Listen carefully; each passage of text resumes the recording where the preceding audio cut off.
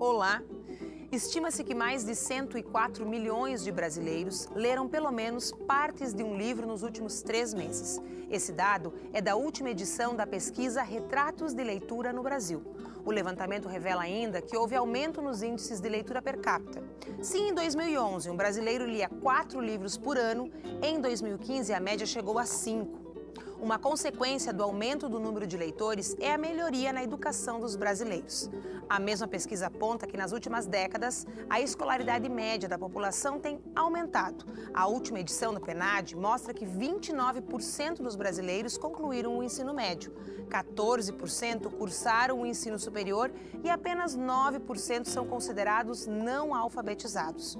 O levantamento apontou ainda que os principais objetivos dos entrevistados para ler são o gosto pela leitura e a atualização cultural ou conhecimento geral. Outros fatores apontados foram a distração e o crescimento profissional. Mas como a leitura pode influenciar na vida profissional e acadêmica? É o que você vai descobrir no Universidade Aberta, que está começando agora.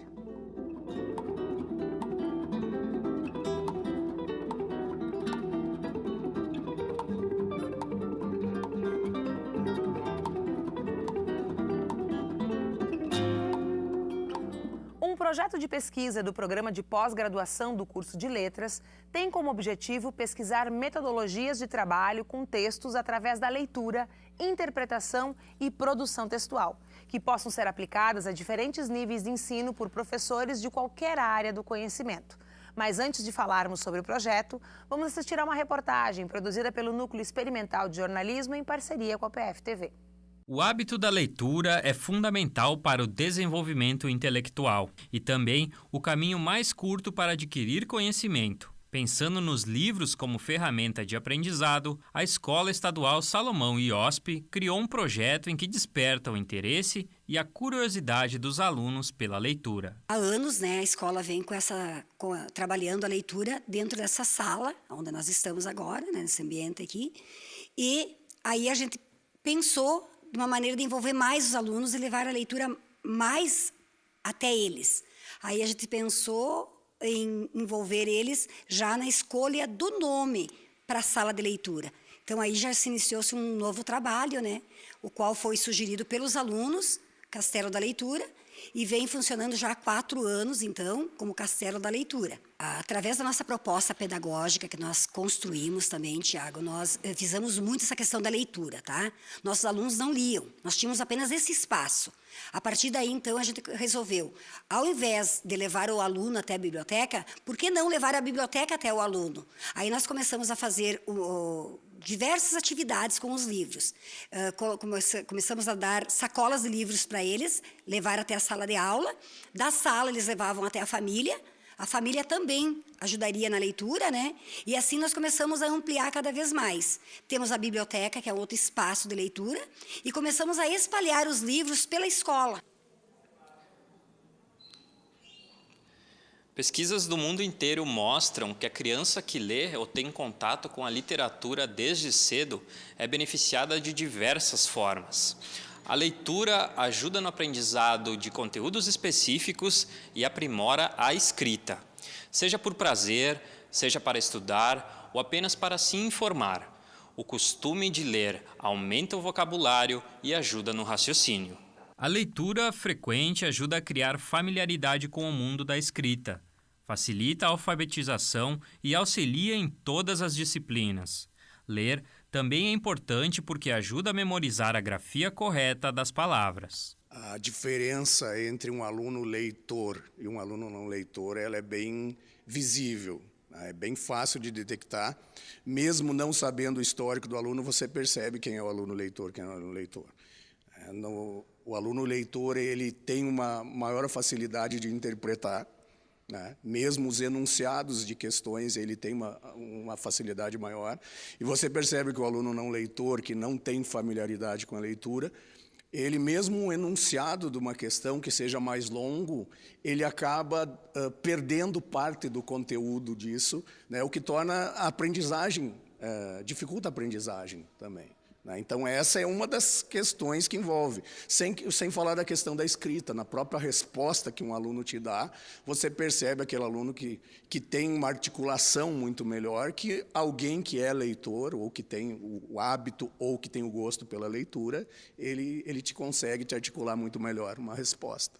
Comigo no estúdio, a coordenadora do projeto, a doutora e professora do curso de Letras, Luciana Maria Crestani, e a bolsista do 8º nível do curso de Letras, Luciane Maria do Amarante. Elas vão nos explicar como o projeto Letramento e Multiletramento, Leitura e Escrita como estratégias de ensino-aprendizagem em todas as áreas do conhecimento funciona.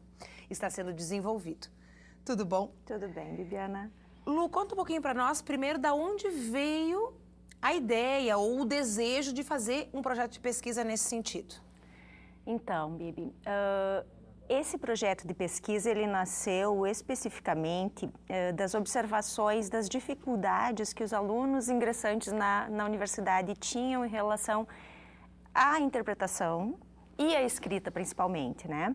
Porque não só eu percebo isso, mas os outros professores também, e são comentários gerais, essa questão da deficiência que o aluno vem de leitura, de uma leitura mais abstrata, né, digamos assim, de um índice maior de abstração do texto, e principalmente no momento da escrita, né, ele tinha muitas dificuldades. E o que a gente percebe? Que o aluno chega nesse patamar do ensino, ou seja, no ensino superior, com tais dificuldades, porque isso é uma bagagem que vem anterior, que vem lá do ensino fundamental, que vem do ensino médio. E aí, nesse sentido, inicialmente o projeto era para ser só de letramento acadêmico, né, dos textos que a gente utiliza nesse universo acadêmico, os ensaios, artigos, enfim, e que o aluno ingressante na universidade tem, eu diria, uma séria dificuldade nos primeiros contatos. Porém, como eu trabalho com curso de letras e com formação de professores, aí a gente pensou, bom, eu não posso deixar esse projeto voltado só para o ensino superior se eu estou formando educadores de ensino fundamental e médio. Então, deu-se uma adaptada e se pensou nessa perspectiva de ampliar esse projeto, né? Buscando o quê? Metodologias e propostas de trabalho que possam ser aplicadas lá desde o ensino fundamental, ensino médio e também em nível de graduação, com o intuito do quê?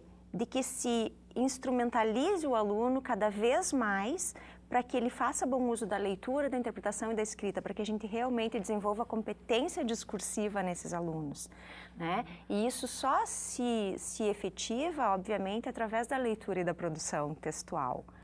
Então, o projeto saiu mais ou menos dessa, vamos dizer assim, dessa observação da dificuldade generalizada que os nossos alunos apresentam, né? Lu, te escutando falar, e tu me corrige se eu estou errada, eu fico pensando que também há nesse meio desse caminho, ou seja, desses alunos que estão chegando agora na graduação e que talvez tenham passado por esse processo, uma mudança de paradigma no próprio ensino da língua. Uhum. No sentido de entender que há um tempo atrás, e há um tempo atrás já grande, eu lembro que a gente chamava do método da abelhinha, né? Uhum. Que tu aprendia as sílabas, depois, aliás, as vogais, as consoantes, depois juntar vogal com consoante, o babebi bobu, e que ao longo desse momento em diante, a maneira de alfabetizar, eu não sei nem se chama ainda alfabetizar, mudou também, porque não se entende mais as letras e as palavras de forma isolada, mas dentro de um texto.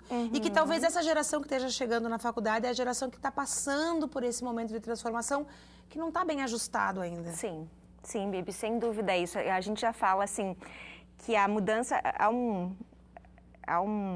uma certa confusão com os termos alfabetização e letramento, né? Porque isso chegou no Brasil e, digamos, o letramento veio para o Brasil e foi meio que incorporado pelo termo alfabetização, então há uma... Mas a gente sempre fala assim, a alfabetização, ela está relacionada desde a técnica de segurar o lápis, né? O aluno tem que aprender que ele escreve da esquerda para a direita, o aluno tem que aprender como é que ele segura, ele tem que aprender o formato das letras.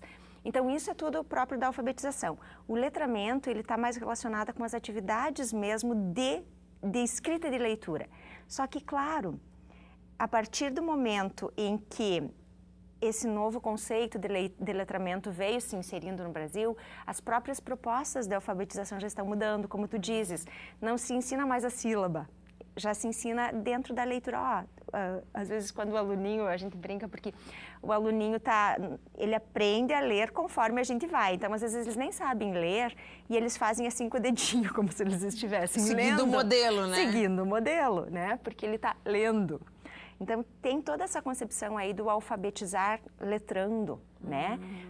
Não seria só ensinar por sílabas ou coisas descontextualizadas, mas aquela palavrinha dentro daquela leitura, dentro daquela frase, né? De um contexto maior de significação para o aluno. E também fico pensando na questão do decorar, né? Porque a gente tinha, Sim. na minha época, por exemplo, quando eu fui alfabetizada, tinha aquela preocupação em decorar. Então, eu preciso decorar a regra da gramática, eu preciso decorar a formação das palavras. E me parece que hoje há um movimento muito mais de compreender. Sim. De compreender como eu uso, aonde eu uso, por que eu uso, quando é que muda a forma de usar. Sim. O que a gente trabalha muito na atualidade, Bibiana, com a ideia de língua em uso, né? Porque aí se pergunta assim, tu deves ser do tempo, como eu brinco com as minhas alunas, em que davam aquela lista de verbos, presente, no pretérito perfeito, no imperfeito, e a gente tinha que decorar, né? E aí, às vezes eu brinco com elas, e serviu para quê? Não serviu para nada, porque não sabia nem aplicar o negócio em alguma oração, né? Algum enunciado. Então, tem toda essa mudança de concepção também de que não se usa mais essa ideia de decorar e de trabalhar a classificação da língua, né? Porque a gramática, ela é, na verdade, uma tentativa de encaixar os fatos da língua em caixinhas, em classificações. E isso é descrever a língua, né? Então, essa gramática descritiva, a gente procura passar para os alunos também no projeto e mesmo na graduação, que se deixe um pouco de lado isso e se utilize a língua em uso, ou seja, aquilo da gramática que eu posso precisar para me tornar um melhor, para tornar o meu discurso melhor, seja ele oral ou seja ele escrito, né? Para aprimorar o aluno enquanto sujeito que interage através da linguagem o tempo inteiro. Porque o tempo todo a gente está lendo, falando, interpretando, né? E aí, quais são os fatos efetivamente da gramática que podem contribuir para melhorar essa minha competência de falar, de ler, de interpretar? Então, é essa a questão que a gente tem batido também bastante no projeto e que se volta bastante, porque essas questões que habilitam efetivamente o aluno a ter uma habilidade discursiva, um domínio discursivo, não são as questões de classificação gramatical, e sim as questões de como é que ele vai expressar isso, qual é a organização dessa frase que fica melhor, ele conseguiu dizer o que ele queria dizer. Eu queria conversar com a Luciane, porque como ela é bolsista de graduação no projeto e também professora já, quer dizer, já está praticando e levando todo esse conhecimento de alguma forma, né, convertendo no seu fazer cotidiano, se tu percebe essas transformações em sala de aula ou junto, não aos teus alunos que são muito pequenininhos, né, mas as turmas subsequentes, como é que tu vê essa transformação e a proposta do projeto de pesquisa?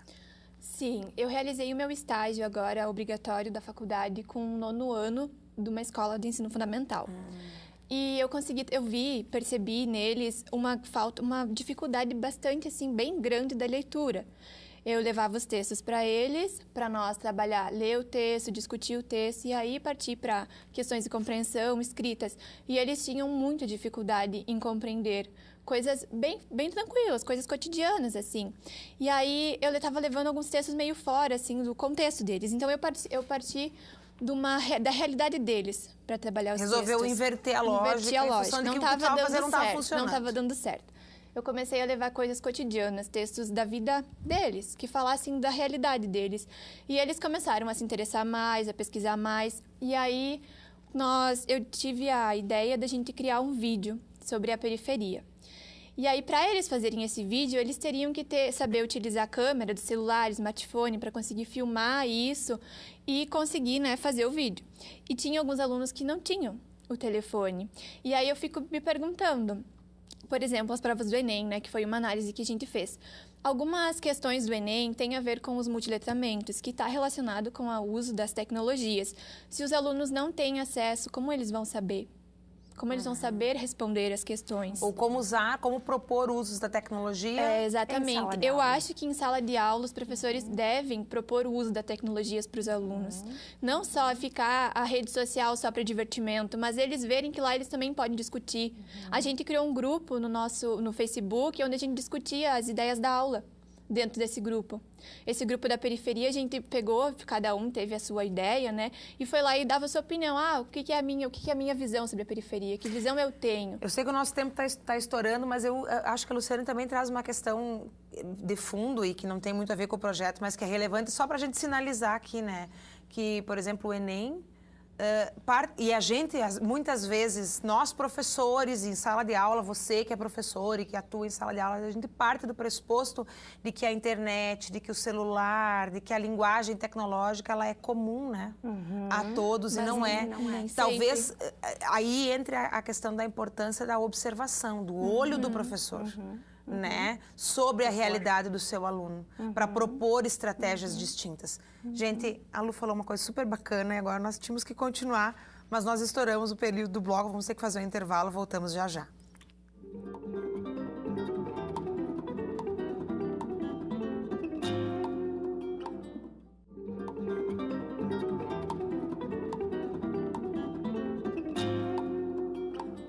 Voltamos com Universidade Aberta. O programa de hoje fala sobre um projeto de pesquisa do programa de pós-graduação do curso de Letras, que investiga metodologias de trabalho com leitura e produção textual que possam ser aplicados por professores. Comigo, nesse segundo bloco, continua a coordenadora do projeto, Luciana Maria Crestani, e recebemos a bolsista do 6º nível de Letras, Tamires Caroline Arendt. Estávamos falando no bloco anterior, a partir da fala da Lu, né, dessa questão do que as provas estão cobrando e que muitas vezes os alunos não têm condições de responder, porque a gente pressupõe que todo mundo tem acesso a tudo e ainda a nossa realidade não corresponde a essa pressuposição. É isso, Bibiana. Então, a Luciane, ela fez o trabalho dela, o TCC, foi em cima das provas do Enem e também foi uma pesquisa dentro do projeto, né? Ela investigou as últimas duas, foi 2013, 2014, as duas últimas provas do Enem. Todas as questões de linguagens, códigos e suas tecnologias. E a gente conseguiu verificar ali no estudo dela que nenhuma questão cobrava nomenclatura.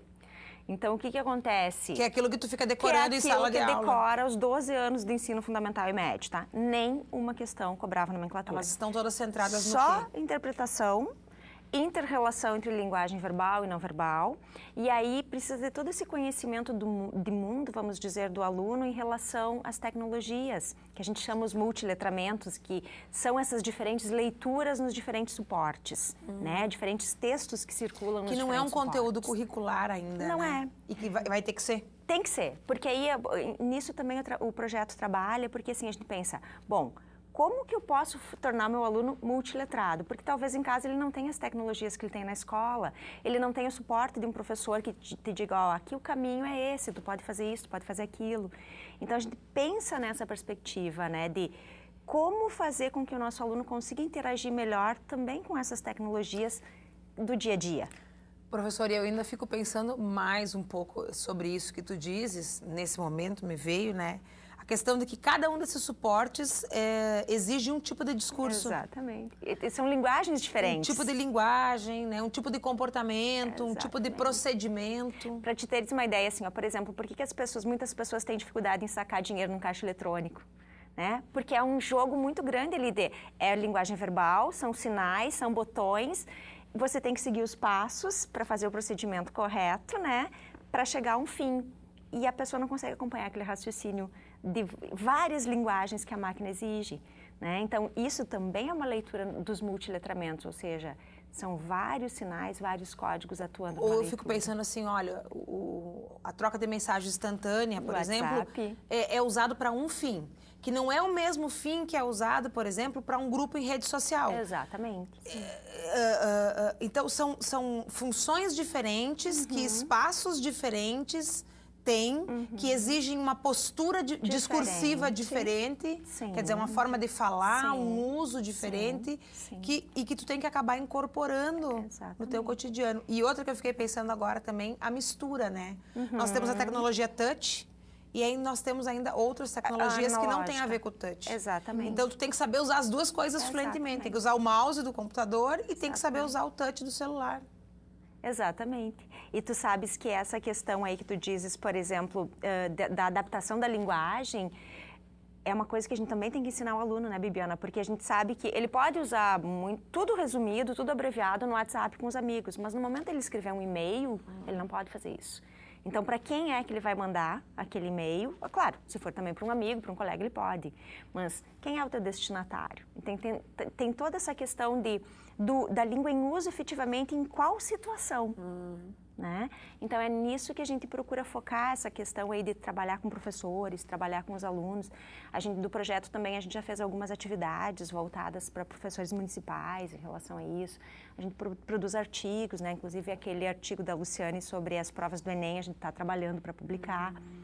Então, a gente vem procurando desenvolver alguns trabalhos nisso para contribuir com esses debates, também para propor novas metodologias, né? E a pesquisa da Tami?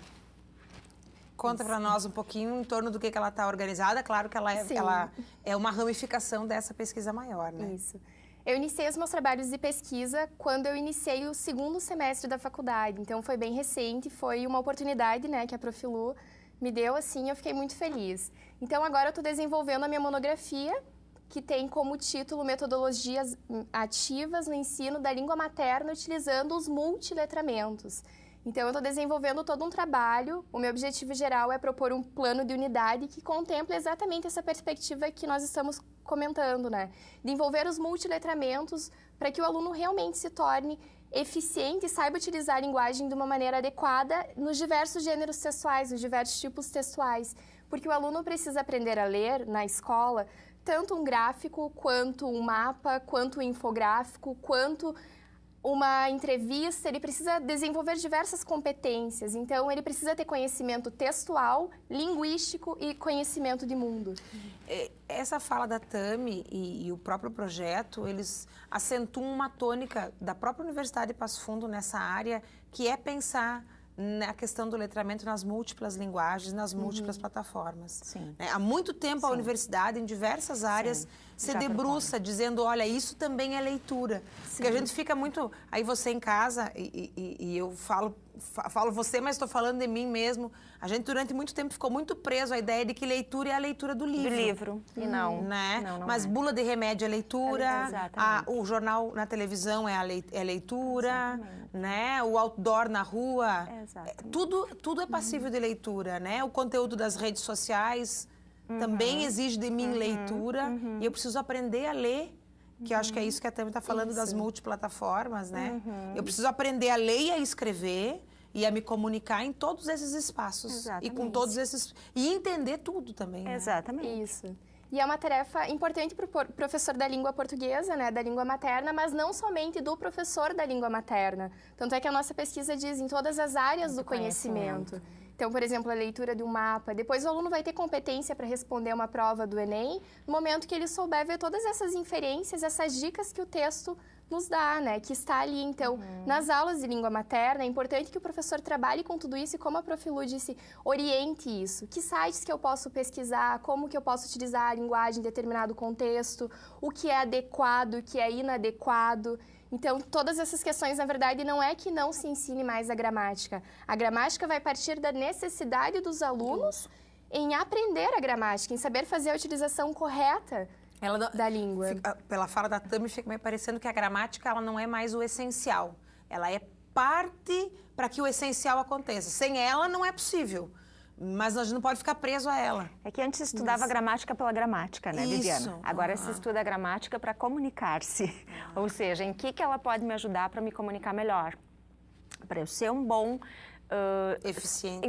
Um leitor e um produtor de textos eficiente nas diferentes situações, seja esse texto oral, escrito, né? Ou seja, a interpretação de um outdoor na rua ou de uma propaganda. Agora vamos falar de uma questão social, e para encerrar, porque o nosso tempo está terminando, mas me parece que a fala de vocês fica pedindo isso, né?